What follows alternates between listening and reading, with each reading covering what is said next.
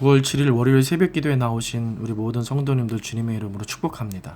먼저 한마음으로 하나님께 기도드리겠습니다. 사랑의 하나님, 오늘도 이 새벽에 깨워주시고 가장 먼저 주님 바라보게 하시니 감사합니다. 오늘도 사모하는 마음으로 주님 앞에 나왔사오니 인생의 주인 되신 하나님께서 우리를 불쌍히 여기사 때마다 일마다 도우시고 은혜 내려 주옵소서. 이 시간 먼저 하나님의 말씀을 묵상하고자 합니다. 말씀을 읽을 때 은혜 주시고 들을 때 그 말씀이 마음에 새겨지게 하시며 기도의 문이 활짝 열리게 하사 오늘 하루도 믿음으로 살아갈 힘과 능력을 얻게 하옵소서. 주님, 오늘 이 새벽에 우리 위해 십자가에서 달리신 예수 그리스도를 만나길 원합니다. 이 시간 앉은 자리마다 가정마다 임재해 주시고 말씀을 통해 예수님의 마음을 배우게 하옵소서. 그래서 오늘 하루도 예수님처럼 말하고 생각하며 살게 하사 더욱더 예수님을 닮아가는 복된 하루가 되게 하옵소서. 이 시간 우리 대전중앙교회와 우리 모든 성도님들을 축복합니다. 오늘 우리가 모든 성도들을 대신하여 주님 앞에 엎드렸사오니 우리 기도를 들으사 우리 교회에 힘주시고 모든 성도들의 삶을 붙잡아 주옵소서. 오늘도 성도들의 마음과 생각을 지키사 가정과 일터마다 평안케 하옵소서. 선한데 지혜롭고 악한데 미련하게 하시며 남에게 대접받고자 하는 대로 먼저 남을 대접하는 그런 삶을 살게 하시고 오늘 하루도 오직 하나님 기쁘시게 하는 인생 살게 하옵소서. 이 시간 우리 모든 성도들의 가정과 사업장과 자녀들을 주님 손에 맡겨드립니다. 주께서 능하신 오른손으로 붙잡으시고 범사에 형통케 하시고 만나는 모든 사람에게 축복의 통로로 쓰임받게 하옵소서. 우리 모든 인생에 복 주시는 예수 그리스도의 이름으로 기도드립니다. 아멘. 오늘 우리에게 주시는 하나님의 말씀 함께 읽겠습니다. 고린도전서 10장 23절에서 11장 1절까지 말씀입니다. 신약성경 276면에 있는 고린도전서 10장 23절에서 11장 1절까지 말씀입니다. 우리 함께 읽도록 하겠습니다. 모든 것이 가하나 모든 것이 유익한 것은 아니요 모든 것이 가하나 모든 것이 덕을 세우는 것은 아니니 누구든지 자기의 유익을 구하지 말고 남의 유익을 구하라. 무릇 시장에서 파는 것은 양심을 위하여 묻지 말고 먹으라. 이는 땅과 거기 충만한 것이 주의 것임이라. 불신자 중 누가 너희를 청할 때에 너희가 가고자 하거든 너희 앞에 차려놓은 것은 무엇이든지 양심을 위하여 묻지 말고 먹으라. 누가 너희에게 이것이 재물이라 말하거든 알게 한 자와 그 양심을 위하여 먹지 말라. 내가 말한 양심은 너희의 것이 아니요 남의 것이니 어찌하여 내 자유가 남의 양심으로 말미암아 판단을 받으리요. 만일 내가 감사함으로 참여하면 어찌하여 내가 감사하는 것에 대하여 비방을 받으리요. 그런즉 너희가 먹든지 마시든지 무엇을 하든지 다 하나님 영광을 위하여 하라.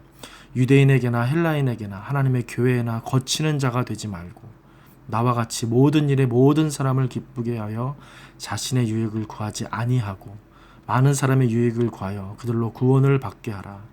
내가 그리스도를 본받는 자 된 것 같이 너희는 나를 본받는 자가 되라.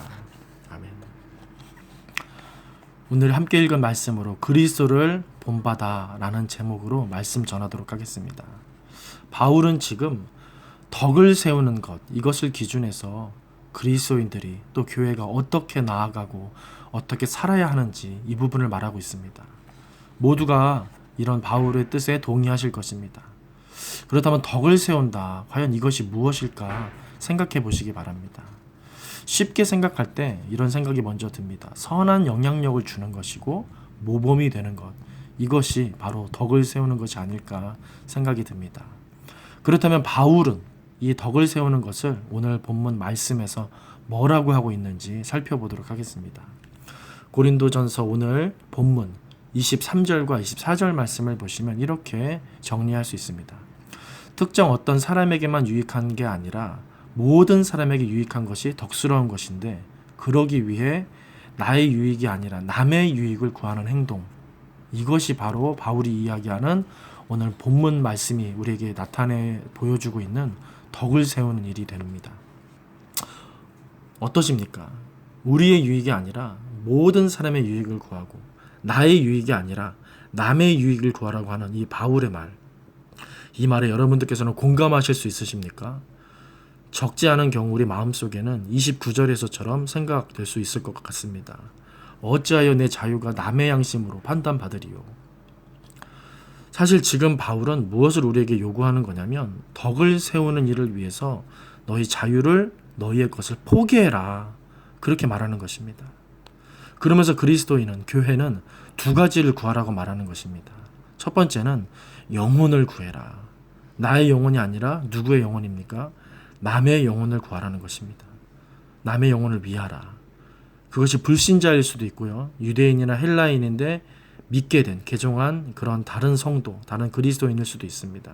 그 영혼을 구하는 일에 매진하라고 말합니다. 그리고 두 번째는 무엇을 구하라고 합니까? 하나님입니다. 바울은 무엇을 하든지 하나님의 영광을 위하라, 그것을 구하라 말합니다. 이게 무슨 말이 되냐면 나 자신, 우리 자신을 생각하고 다른 사람 신경 안 쓰는 그런 성도, 그런 교회 되지 말라라는 뜻이 됩니다. 내 교회, 우리 교회 생각하느라 주변 지역이나 나라를 무시하고 등한시하는 그런 일 하지 말라는 것입니다. 내 신념, 내 신앙 지키고 자유롭게 신앙생활, 신앙활동하느라 다른 성도 혹은 안 믿는 사람들 신경 하나도 안 쓰는 그런 행동하지 말라는 뜻입니다. 내 자유인데 뭐가 문제냐? 내가 틀린 게 없는데 왜들 그러냐? 나는 정당한데 왜 핍박하고 공격하냐? 그렇게 주장하고 비난하지 말라는 것입니다. 왜 그러면 안 된다고 하는 것입니까? 예수님이 그러지 않으셨기 때문입니다. 그분은 옳고 그름을 따지기 전에 어떻게 하셨습니까? 우리를 안아주셨습니다. 우리에게 은혜를 베풀어 주셨습니다. 그분은 당신이 십자가 가시밭길 가실 망정 우리에겐 구원의 꽃길 걷게 하셨습니다. 그분은 정당하시고 진리가 되시는데 항변하지 않으시고 오히려 묵묵히 감당하시고 인내하는 삶을 사셨습니다. 그분은 누구보다 자유로운 분이신데 오히려 어떻습니까? 포기하셨습니다. 내려놓으시고 자기를 부인하고 낮아지셨습니다. 그래서 오늘 본문은 11장 1절까지 봐야 하는 것입니다. 10장에서 끝나면 안 되는 것입니다. 11장 1절에 뭐라고 말합니까? 내가 그리스도를 본받는 자가 된 것 같이 너희는 나를 본받는 자가 되라. 구원의 사명으로 이 땅에서 은혜로 감당함으로 책임지심으로 포기하고 내려놓으심으로 사셨던 예수님을 본받는 성도, 그렇게 예수님을 본받는 교회 되라고 결론 짓는 바울을 여러분들은 꼭 보시길 바랍니다. 오늘 이 말씀을 묵상하면서 이 시대에 진정 하나님이 교회를 향해 주시는 말씀이 이것이다 라는 생각이 저는 들었습니다. 기독교는 위기의 시대 때마다 어땠습니까? 항상 민족과 지역의 소금처럼 빛처럼 그렇게 쓰임 받았었습니다. 죽어가는 사람을 살리는 게 바로 교회였고 그리스도인이었습니다. 넘어진 사람을 일으키고 주저앉은 사람 격려하고 위로하고 손잡아주는 그런 존재가 바로 교회였고 성도들이었습니다. 세련된 것이나 부유함이 없었을지라도 이런 복음의 삶, 순종의 삶, 섬김과 사랑의 삶이 있었던 것입니다. 하지만 애석하게도 지금 사회는 교회에 손가락질하고 있습니다. 코로나 바이러스 전파자로 낙인 찍혀 있습니다. 그런데 그것보다 더 심각한 문제가 무엇인지 아십니까? 그러면서도 교회가 오히려 항변하고 싸우고 주장하고 아랑곳하지 않고 대항하며 그렇게 고집하는 그런 모습이 더 심각한 것입니다. 교회가 주장해야 할 것이 무엇이라고 생각하십니까? 교회는 무엇을 주장해야 합니까? 주장하는 것이 바로 교회의 가치일 것입니다. 우리는 예수님 주장해야 하지 않겠습니까? 하나님 영광 주장해야 하지 않겠습니까? 하나님 말씀과 예수님의 복음을 주장해야 하지 않겠습니까? 교회는 항상 당연히 핍박받아 왔었고 수탈당해 왔었고 손해받았었습니다. 그렇게 그런 어려운 시절마다 꽃피었고 빛을 발하는 그런 존재가 바로 교회였습니다. 결코 갑질하고 세상적인 정당성 주장하고 권리를 위해 대항하고 싸우는 그런 모습이 교회가 아닐 것입니다. 그런데 이게 지금 우리들의 모습 아닙니까? 최근 어떤 교회는 대신 회개합니다. 저희가 대신 사과드립니다. 라고 입장을 나타내기도 했습니다. 또 어떤 교회는 장기화되는 코로나 사태 속에서 온라인과 현장 예배로 교회들이 거세게 논쟁할 때 이렇게 입장을 나타냈습니다. 예배드리면 죽인다고 칼이 들어올 때 목숨을 걸고 예배드리는 것이 신앙입니다. 그러나 예배 모임이 도리어 칼이 되어 이웃의 목숨을 위태롭게 하면 모이지 않는 것이 신앙입니다. 그리고 수많은 댓글이 여기에 달렸는데 단 한 명도 상처받았다고 하거나 교회를 비난하는 글이 없었습니다. 불신자인데 고맙다고 하거나 이런 교회가 있어서 다행이라고 말하는 댓글들이 대부분이었습니다. 사회와 지역에 해를 끼칠 수 있다면 다른 사람을 생각함으로 모이는 것과 현장을 잠시 포기하는 것, 이것은 오히려 복음적인 행동일 것입니다. 우리가 복음을 버리고 신앙을 버리는 것이 아닙니다. 우리의 종교적인 외적인 모습을 잠시 포기하는 것뿐입니다. 다른 사람을 위해 인내하고 참는 것입니다. 그러면서 사실 참된 내 안에 신앙이 있는가, 주님을 모심이 내 안에 있었는가 되돌아볼 수 있는 것입니다. 예수님을 인정하지 못하고 오히려 비난하고 조롱했던 성경에 나오는 바리새인들과 유대 많은 종교 지도자들을 생각해 보시길 바랍니다. 그들이 왜 그랬습니까? 왜 예수님을 그렇게 비난하고 조롱했었던 것입니까? 예수님이 유대교 전통과 종교적 습관에 맞지 않았기 때문입니다. 그들은 이렇게 생각했을 것입니다. 어디 전능하신 하나님이 이 땅에 내려오고 허름한 차림으로 돌아다닐 수 있단 말인가? 어디 안식일에 막 돌아다니고 사람들 막 만나고 병든 사람 고쳐주고 어떻게 하나님이 그럴 수 있다는 말인가? 그렇게 생각했을 것입니다. 그런데 어떻습니까? 그들이 복음이었습니까? 그들이 구원이었습니까? 아닙니다. 예수님이 복음이고 구원이셨습니다. 바울은 지금 우리에게 이 예수님을 말하고 있는 것입니다.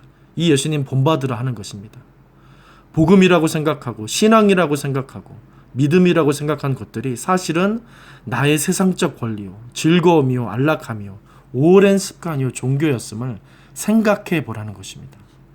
과연 무엇이 주를 위한 것이고 사람을 살리고 구원하는 일인지 진정 생각해 보라고 말하는 것입니다. 지금 이 시대는 돈이 필요한 시대가 아닙니다. 직장이 필요한 시대가 아닙니다. 코로나 백신이 필요한 시대가 아닙니다. 복음이 필요한 시대입니다. 복음이 필요한 시대입니다. 그래서 하나의 참된 교회가 필요하고 한 명의 참된 그리스도인이 필요한 시대입니다. 우리 대전중앙교회 모든 성도님들 그런 교회, 그런 그리스도인 되시길 바랍니다. 그렇게 그리스도를 본받는 인생이 되시길 바랍니다. 그리스도 안에서 다른 사람 생각하고 지역을 생각할 줄 아는, 하나님을 기억하는 그런 믿음의 삶, 그런 복음의 삶 참되게 살게 되시기를 주님의 이름으로 축원드립니다. 이 시간 함께 기도하시겠습니다. 말씀을 생각하면서 우리를 다시 일으키시고 은혜 주신 하나님, 그래서 나도 일으키고 은혜를 베푸는, 덕을 끼치는 그런 인생, 그리스도를 본받는 인생 되길 원합니다. 하나님 영광을 구하고 다른 사람을 살리는, 지역을 회복하는 그런 축복의 통로를 쓰임받길 원하오니 우리에게 힘주시옵소서. 그렇게 기도하셨으면 좋겠습니다. 그리고 코로나로 모두가 어려운 그런 가운데 있습니다. 교회를 지켜주시고 우리 성도들 지켜주시고 우리뿐만 아니라 지역사회와 나라를 주님께서 보살펴주시고 아버지 주님 살려주옵소서. 선한 마음 주셔서 지역과 나라를 생각하며 기도할 줄 아는 그런 우리가 되게 해달라고. 그리고 또 오늘은 월요일입니다. 매주 월요일은 성도들의 가정과 지역사회를 그렇게 또 기도하는 날입니다. 우리 다시 한번 마음을 정하여 기도하실 때 모든 성도들의 가정, 하나님께서 그 가정 모든 세대들이 하나 되며 자녀들이 형통케 하시옵소서. 영육간에 강건케 하시고 가정마다 코로나로부터 보호하여 주옵소서. 또 성도들의 생업과 사업장이 힘들 텐데 하늘의 문 열어 주시옵소서. 복 내려 주옵소서. 성도들이 서는 곳마다 예수님의 향기를 나타내는, 그래서 지역사회가 복받게 하옵소서. 기도해 주시기 바랍니다. 그리고 계속해서 끊임없이 담임 목사님을 위해서 기도해 주시고 함께 동역하시는 장로님들, 교역자들 사랑으로 하나 되어서 온 교회가 성령으로 충만한 가운데 부흥의 역사를 이루게 해달라고. 그렇게 성도의 가정과 지역사회를 위해 합심해서 기도하신 후에 자유롭게 기도하며 나아가겠습니다. 기도하실 때 저를 먼저 따라해 주시길 바랍니다. 주여 문을 열어 주옵소서. 주여 문을 열어 주옵소서. 우리 다 같이 합심으로 마음을 다해서 주님 앞에 쏟아놓으며 기도하며 나아가겠습니다.